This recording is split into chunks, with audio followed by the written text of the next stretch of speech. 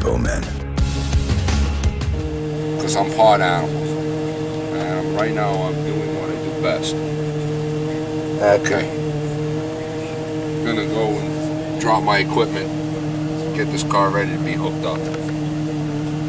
Sometimes strange things happen at night.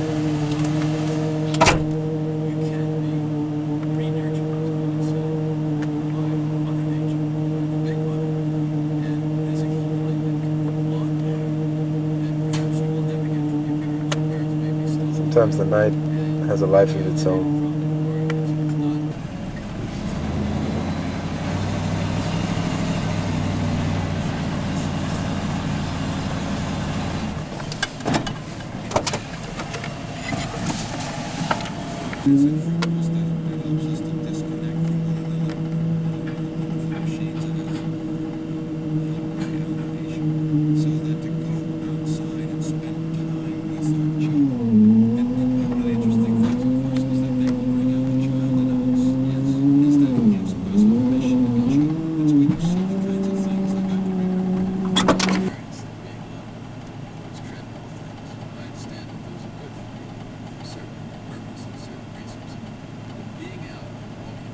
Sometimes you gotta deal with the local law enforcement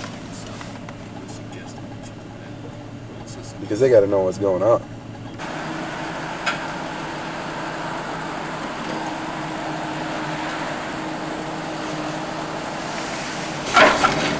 Film the part that this person's a teacher. There's a teacher's badge on the fucking dashboard, David. Teacher's badge. You know that parking permit? Yeah. Right here.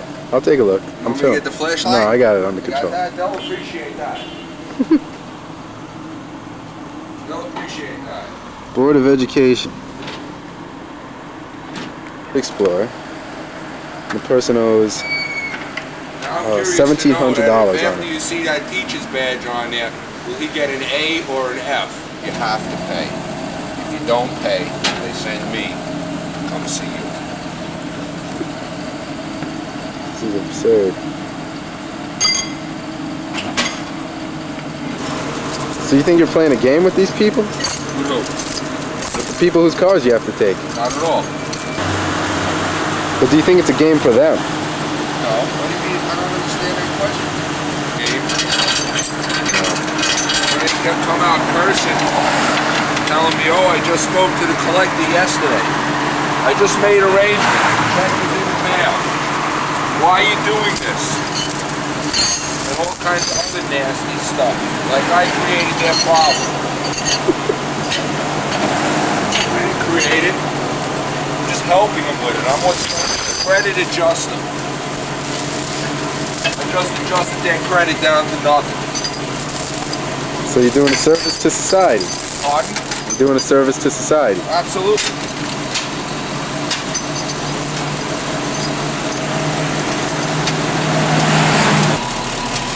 High as they were, if it weren't for people like this, promise to pay and don't. Come, let's go. Follow-up report for Dime Auto Finance.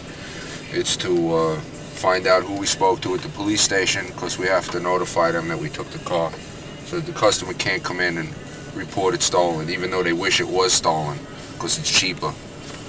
But this is a follow-up. I get their signature this way. If there's an alarm goes out on it, I can do a DD5 and get it removed.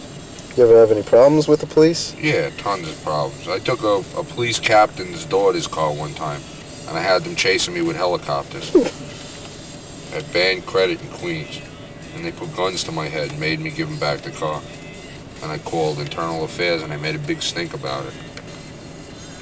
Because it really wasn't fair. No matter who you are, you still gotta pay your bill. If you want to dance, you have to pay the band. Or else you just can't dance.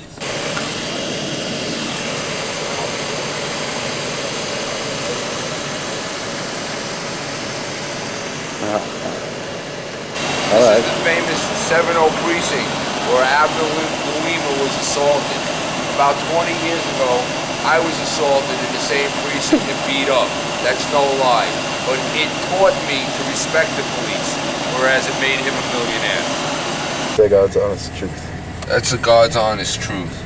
I was driving down Ocean Parkway about 25 years ago, drunk, in a 74 Trans Am with a 455 4-speed. The car was faster than lightning. And I was flying down on Ocean Parkway at about 100 miles an hour because I was stupid and drunk. Police started chasing me. They finally found me after a good 15 minutes of searching. They found the car parked on a dead-end street.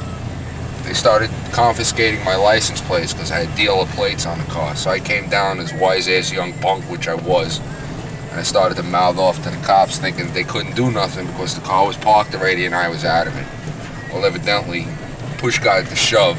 He took my plate, so I decided to take his walkie-talkie radio, charge me with grand larceny, and lock me up. When they brought me into the precinct, I was a little bit of a smart ass, and they started taking me into the precinct. I went into the small bathroom in the back. Black officer takes off his belt, his gun belt, and he says, "Come on, tough guy, let me see what you can do." And he proceeded to kick my butt all over that bathroom. The same bathroom that Abdul got beat up in. Taught me one thing: keep my mouth shut in front of the police. Respect them, because it makes a difference. They won't touch it if you respect them. No, I can't tell that joke. That's a dirty joke. You want me to tell it? I'll tell the it. jokes. Why not? We need some narration. I got no steady shot anyway.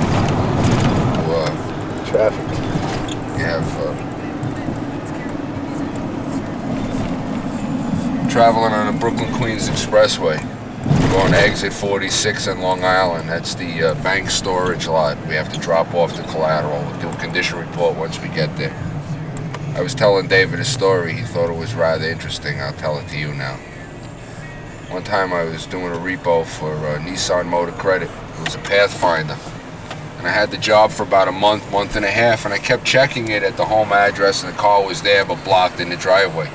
And usually if you see a car like that blocked in the driveway, you don't want to make contact with them, because if you make contact, they'll pay, and if they pay, you don't make anything on it. The only way you make money on this job is if you get the car. You gotta produce in order to make money. So one day I camped out in front of his house about 3 o'clock in the morning. I heard vroom, car starting up. Sure enough, one car pulls out of the driveway, Pathfinder comes out. I follow the guy to a Wawa supermarket. Those were all over New Jersey.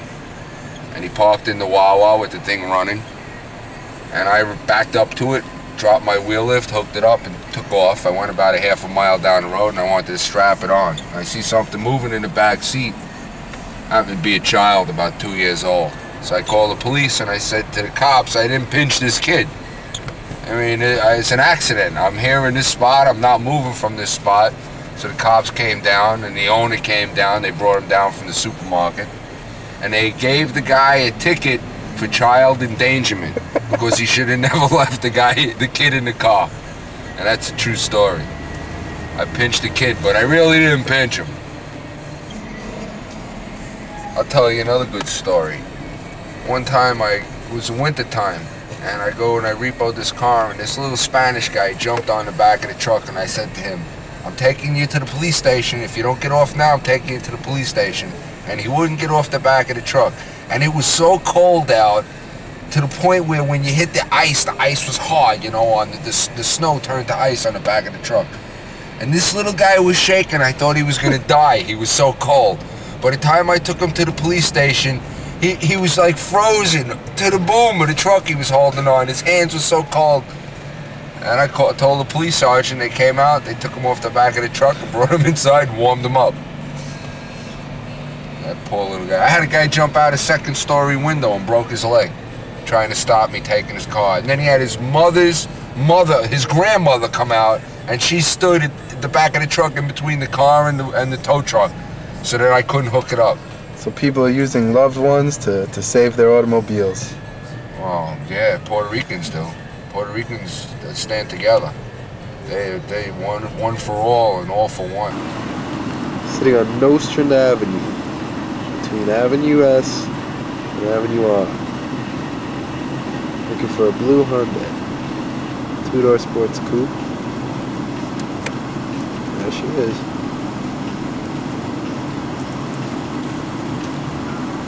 This gentleman got a very good spot in front of his apartment building tonight.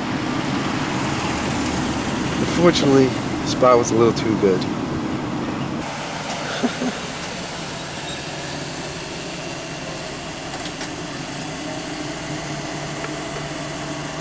What's up, home slice?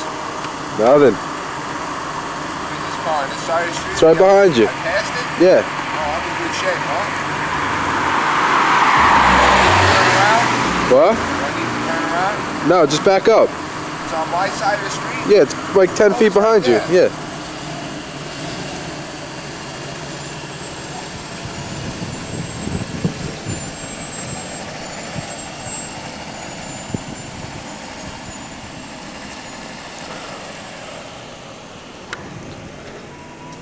Got Buckley's Tavern over here.